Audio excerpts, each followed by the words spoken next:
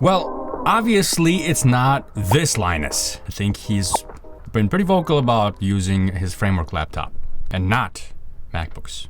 All right, sorry about that title, but I promise you it's for a good reason.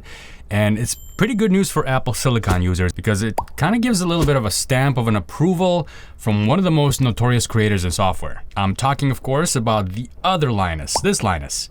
Linus Torvalds, the creator of Linux. Apparently he really likes working on MacBooks, and more specifically nowadays, he's just released the latest Linux kernel yesterday, 5.19 I think, and he built it on the M2 MacBook Air. All right, all you people that have been worried about the M2 MacBook Air, there you go.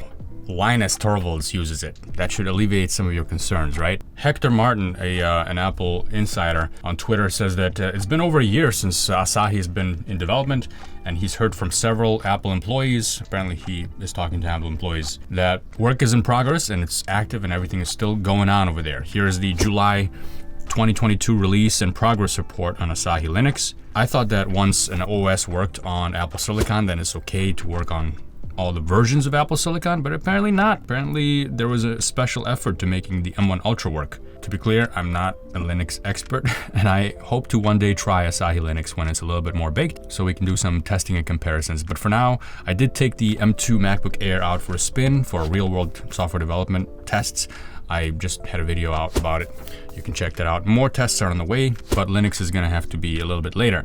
But still, very curious about this project and I'm following it closely. Now, I will put a link to this down below, and this is instructions on how to get Asahi Linux up and running on an M2 machine if you're curious. So there's gonna be some bugs that they expect because this build is even more experimental than the M1 build. And Asahi Linux also tweeted that a lot of people are asking, Linus is using specifically the MacBook Air M2, running ARM64 Fedora. It's one of his own little personal builds. When you're Linus, you can do that kind of thing. Now, this is not something new. People have tried building Linux for ARM systems in the past. This goes back to 1994. The initial port of Linux for ARM was started in the summer of 1994. I'll leave a link to this article too. And this was actually done by Russell King. The website does look like it's from 1994, but it's full of information. Not sure why this project did not continue or why it was abandoned, but this does show you that ARM for Linux has a longer history than just Linus Torvalds. But now that Linus is doing this,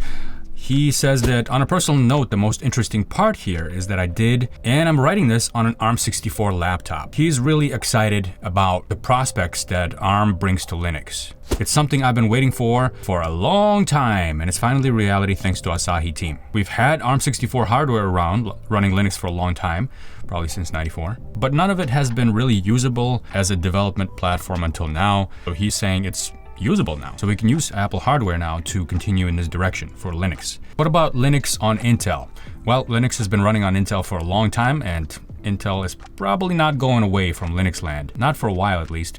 Not until everything is stable on ARM and the world has seen how much more efficient and better performing ARM is for personal computing and probably for servers. The only downside right now is the price. Linux is free, everything around the Linux ecosystem is pretty much free, but to use it on hardware that's the opposite of free, very expensive in fact, is kind of like going against the belief of what Linux is all about. We're talking about a completely open software system living on a completely closed hardware system right now.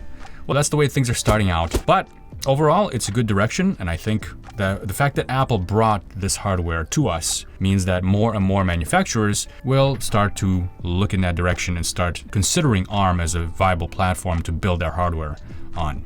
That's the hope, and eventually Linux will benefit as well. Maybe one day we'll have a framework-like laptop where you can swap out every piece yourself, and it'll be ARM-based, and it'll have Linux on it running quickly. And maybe Linus will try it, the other Linus. All right, folks, thanks a lot. I'll see you next time.